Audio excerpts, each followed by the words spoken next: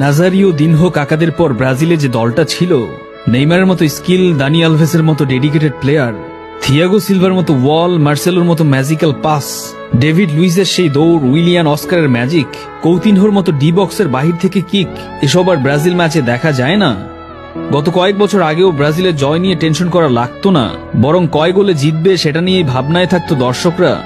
আবার সেই পুরনো ব্রাজিল কখন যে ফিরবে?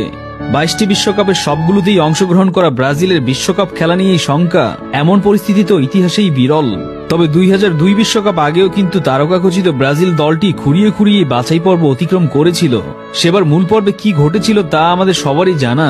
এবারও কি তেমন কিছুর প্রত্যাশাতেই ব্রাজিল সমর্থকরা বুক বাঁধবে? তার উত্তর সময় দেবে। যুগের পর যুগ ব্রাজিলে অনেক কিংবদন্তির জন্ম হয়েছে নান্দনিক সাম্বা ফুটবলের কারিগরি দিয়ে, আর গত এক যুগে তার ছিটে ফোটাও দেখা মিলে না। হারিয়ে যেতে বসেছে ব্রাজিলের সেই নান্দনিক ফুটবল। ডোরিবাল 13 ম্যাচে মাত্র 6টাতে জিতেছে। এটা কি ব্রাজিল ফুটবলে মানায়?